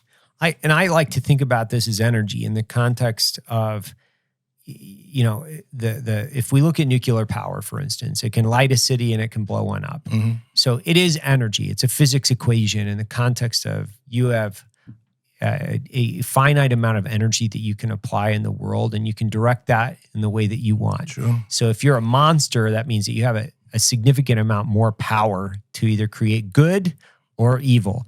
The difference is I tend to agree that you've created more good than you have evil in the way that you've projected that power. It takes monster to fight monsters. Yeah, it does. And I think we need those people. Yeah. Like you have to have those people within a society that are willing to take on the challenge. But I just want to make a disclaimer here. Yeah. I am fully domesticated now. My wife fully domesticated me. She claims still I'm the project under construction, but I feel so domesticated. I feel so civilized now that because I think you had a similar... You're wearing glasses. Yeah. I would never do it. Better to die than look bad, right? I would never wore it before, but now I do. My wife makes me do it. I mean, and I think I heard about you. The funny thing is I heard about you for years. I've heard about you from other people that I've known and I worked with at the CIA for years. Like, you're a legend.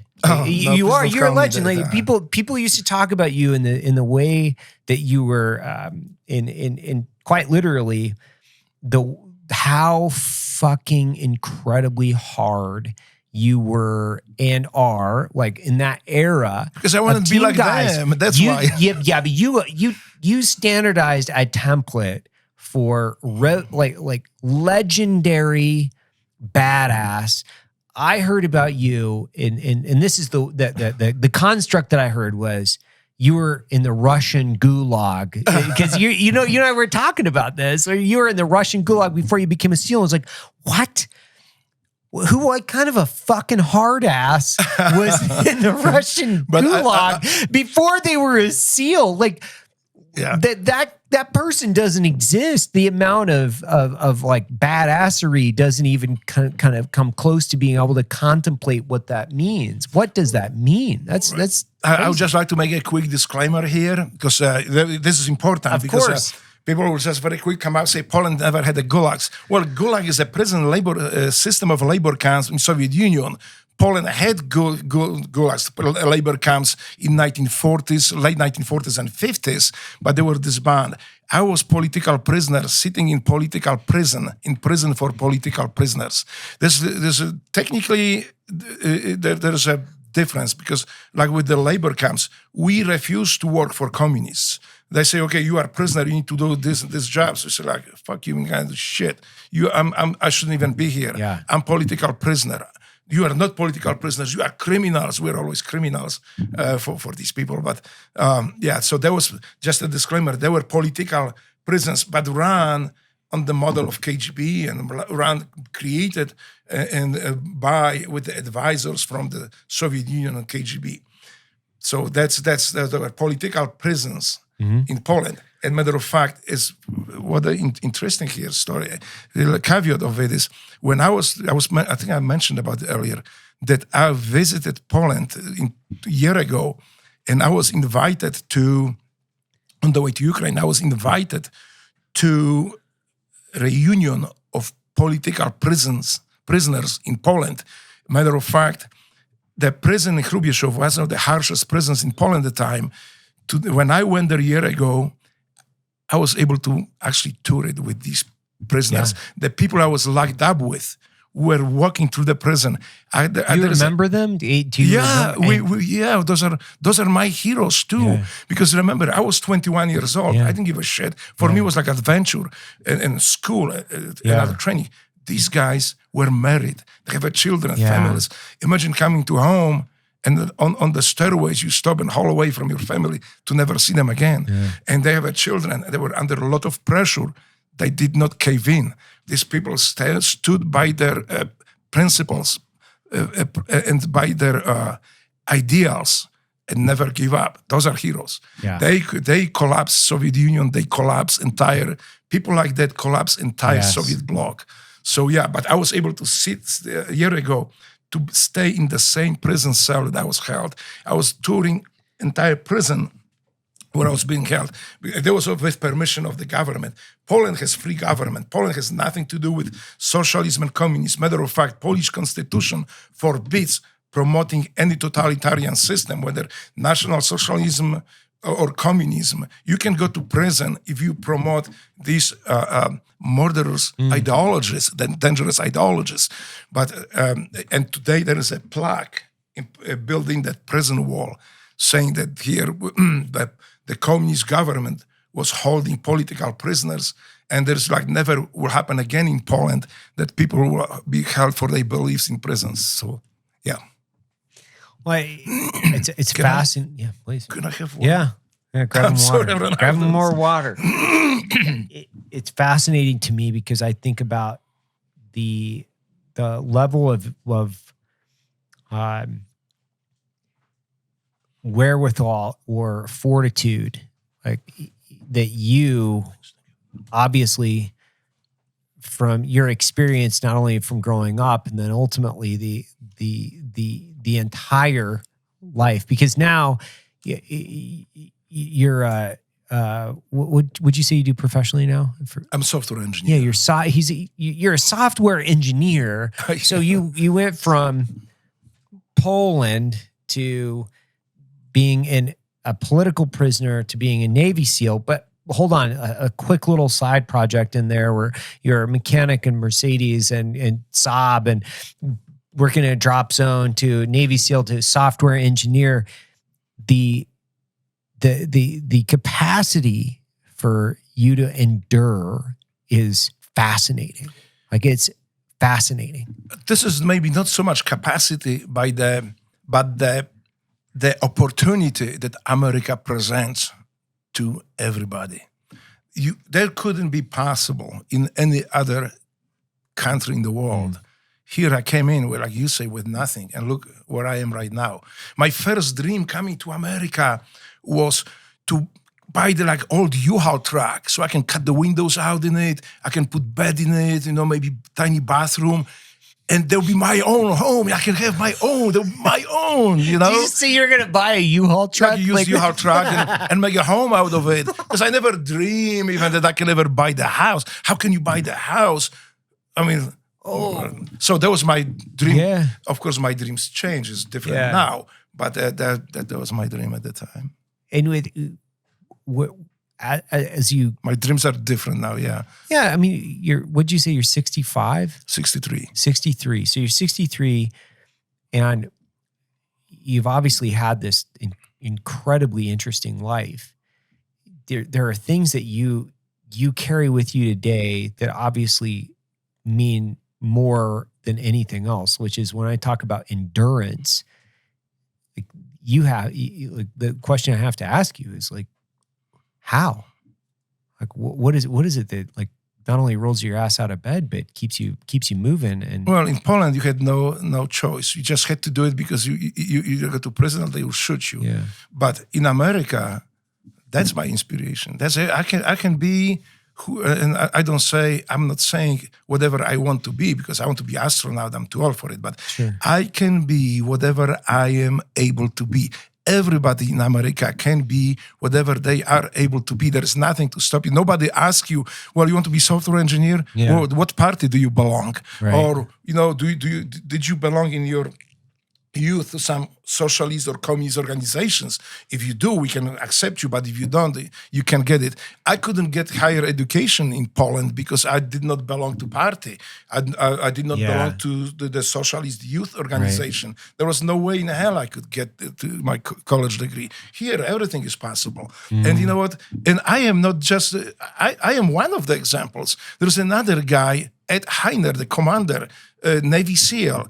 He wrote the book, The Guts. I think everybody should read it. What an inspirational story. So the guy was born like as poor as I was. He was poorer than I was. He beat people like I used to beat people. He was fighter. He was fighting on the streets. He is a commander now. He's of course retired. But listen to his story, and you will see that my story is not very unique, because there is a lot of Americans who made themselves, because America allows you to be what you are able to be and if you want to pursue it. It's similar because, where I grew up in the middle of nowhere in a very rural community. And I'm not saying it's similar in the context of like, we didn't grow up in Poland. I'm saying I grew up in a very rural, isolated community in the middle of nowhere. And, slightly above what I would say is, the poverty line, with a great family. But I've been able to travel internationally, learn multiple different languages, start a business. Like I've had multiple different chapters of my life. And there's nothing that has necessarily been inhibiting me. In all reality, what I tell people all the time is like, I'm running this engine at redline all the time, right? I'm getting the most as I can out of this, because like I'm not going to miss on the advantages that have been given to me based on this country. It's literally been based on this country.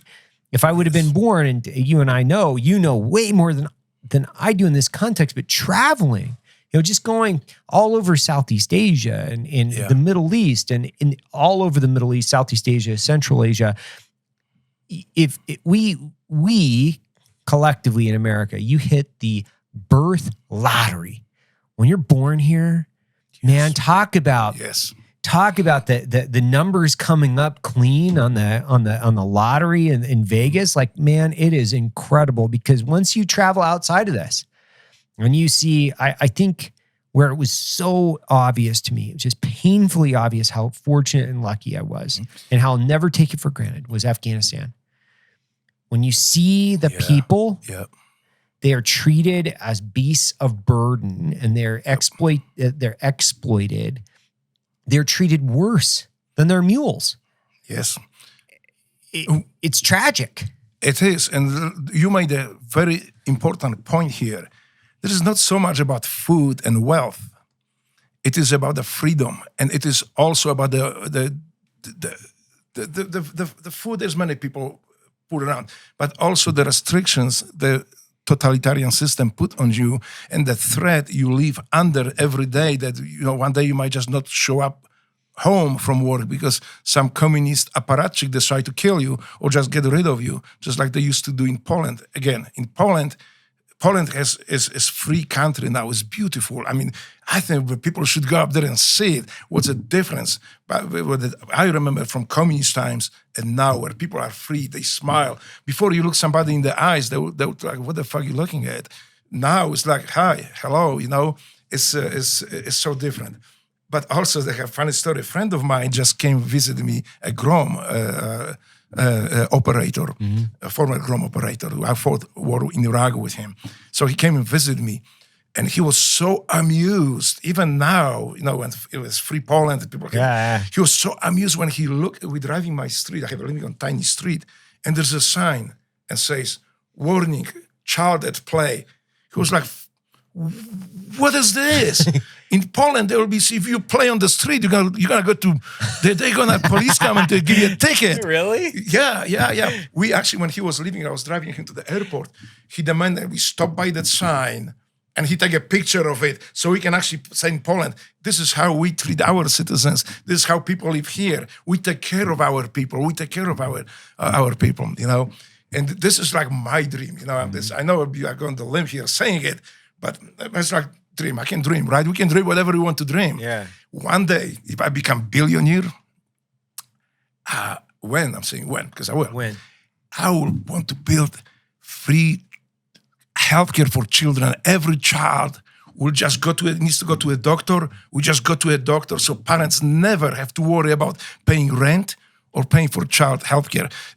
They still get the care in America. They still, but I just want it to be so obvious that when the kid is, up to whatever, that 15, 16 years old, he don't have to worry about having cancer and ruin the entire family and eventually losing a house. I want it to be for everybody. So yes, that's my dream. I think I 100% agree. I think that, being one, I mean, America's per capita one of the wealthiest nations in the world. I think I'm asking government to do it. I would do it. If I was the millions, I would do it myself. The beauty of it is like being able to give back to very specific things, which is, I love that. And we talk about this. I mean, I've talked about this a lot where like, I don't expect the government to do it, but I do expect the government to allow me the opportunity to go out and create the wealth. That's American. So I can do it. Yes. And it's like, if I choose to do it, just like, Elon wants to make a space program, or, Bezos wants to make us do whatever Elon does, whatever, then they can go out and make those decisions. Right. If they want to dedicate, $16 billion of their $50 billion net worth or whatever it might be to, child's education and healthcare, they can do that. That's great. Yes. But we can't do that. Also, if we're being forced into a system that continues to steal the money from you and oppress you, because they need to feed themselves, and they will go after your money because they want to live certain lifestyles. And socialism, so I don't think socialism was ever a goal for anybody in the United States. No. By socialism is a great tool to subdue society, to make them dependent, to pauperize the society. And that's what is dangerous. This is why we need to stay independent. We need to be very careful and monitor, because from the free country to socialist state, it may not be that far, not be that difficult to get if people don't pay attention. I actually think like socialism, socialism and communism both, they're half-baked intellectual ideologies that are implemented by people that quite literally have a control issue. Mm-hmm. Primarily, it's driven by people that really want control. You have to, because otherwise, socialism will not sustain itself. And you see this; it's a very common human psychological condition. You saw it in the military. I saw it in the military.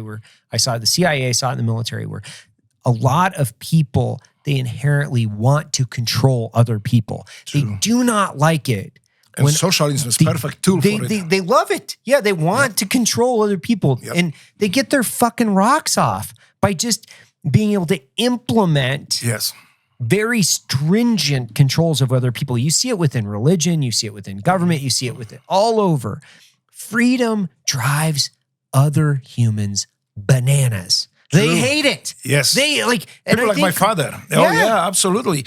And think about it too. This is even more to it. Every 4 or 5 years, in every socialist state, will have these upheavals. Mm-hmm. There was in Poland, there was Czechoslovakia, Romania. If you read, in the history, you can read about those invasion of Czechoslovakia, 1968, the Hungary, 1956, I believe. So there was every so many years, another crew come in and say, okay, these are bad guys, so we're going to execute them, we're going to kill them, put in prison, and we build the right socialism. And they are building until next upheaval. They're going to do it right this time. They're going to do it right. Until the next upheaval. And that's how it works. So we need to be very careful about it. America is a great country. Let's don't let anybody, let's don't let our enemies to pervert America into socialist state. It's not, and I don't think we ever will be. But we need to be cognizant that those systems are dangerous and protect America. The wolf in wolf's clothing is allowing any form of socialism or communism within even the government especially with structure. the name, you know. Yeah. And It is. what is not understood here very well in America is the term that we use in social, what we used to use in socialist country, Democratic. is desensitization, desensitization and normalization of evil. Yeah. So the way it works in Poland was, if you call somebody pervert, that sounds really strong, right? You call teacher a pervert, people would think like, why is he pervert? We don't want children. Yeah. But if you call him Samalamana or something, whatever, so what? I don't know what it is. He may be Salamanalana. And this is with the Wookism here too. Think about it. If you call, say, hey, you know what? I don't want my kids to be twerk and pole dance. Yeah. In elementary school by men, in the wig, then if you say there's a perversion that's not good, it will raise alarm in society. But to say there's walk. What's the walk? Okay, it's walk. So people, this is the technique from socialist state to normalize evil, to people accept easier the depravity and perversions that do this. But I want to make a disclaimer here. There are people who am I to tell the man that he who am I to tell a man that he cannot wear the wig and lipstick? He's free. I fought for his right to live his life the way he wanted. I don't want him around my kids and twerking to them. No. But otherwise, if you want to, if it knock you out having a lipstick, go for it. But there's another thing aspect to it. Many of these people actually are mentally ill. This is called gender dysphoria. And, you don't go and attack people with schizophrenia. No. You show compassion. And I think the same thing here. These genuinely ill people, why to beat up on them? Show them compassion. Let them live in dignity, whatever that dignity is for them. And just, they're Americans. I will live my life for these people so they can live their life the way they want it. Twerking in front of the kids, stalking them in the bathrooms, our daughters in the bathroom, or attacking women in the sports, that's not a mental illness, that's depravity, and that's my opinion. Yeah, it's very distinctly different things. Yes. Allowing adults to do what adults do within their it doesn't harm me. It doesn't harm me or my family. It's freedom. Yeah. And to be fair, I don't care. I don't care if they wear a dress. I don't care what they do. Exactly. I don't have to accept it, nor do I have to allow it within my school. Yeah. And more importantly, okay, well, that's your business. It's you your do business. Whatever, you live your life the way you like it. The problem is then you have one side that's then telling us, well, you have to accept it. You're like, no, I don't. I don't have to accept it. I don't have to do anything. I'm free. I'm an American. I don't have to accept it, but we must not attack these people. If they want to live this way, this is their way of life. Yeah. And we fought for their rights so they can live their way of life. I don't accept, maybe, but I'm not going to go and beat up on the guy. No. Let me tell you how I was cured from gender dysphoria. So when I was 6 years old, I see the girls, I was like, Grandma, these girls, they can so free, they can run half naked underneath. So if I want to wear the dress, so I don't have to wear those tight pants and stuff, can I go to dress and play with the kids in the dress? Well, after a quick spanking, I was cured. There was no more dress and the word.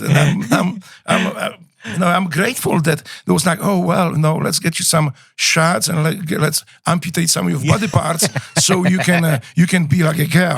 I'm glad they didn't do it. I got spanked and cured very quickly. My girls, this is a funny thing. My girls are 6 and 9. We have to tell them to brush their teeth every night. Mm-hmm. We have to tell them that they have to have a well-rounded and nutritious meals. We have to pack their lunches. We have to tell them what to eat. We have to tell them to brush their teeth. We have to tell them to put their clothes and their dishes away. They don't have the cognitive functions to decide whether or not they are or they aren't something at 6 and 9 years old. They just don't. By the way, I don't fucking care who wants to debate me in this. It just doesn't work that way. And I know that you're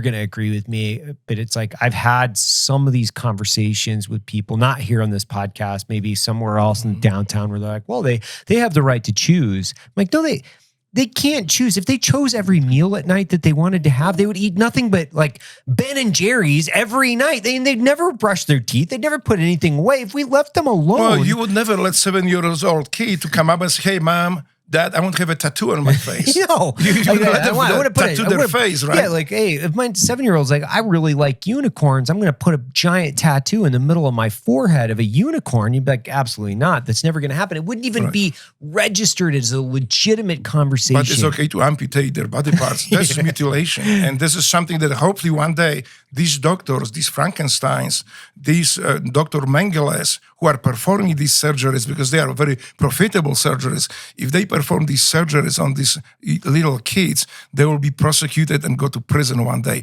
And don't say never no, because when I was growing up in Poland, we never thought that these monsters who were killing people and these communists will ever be prosecuted. We thought it's just the way the life is.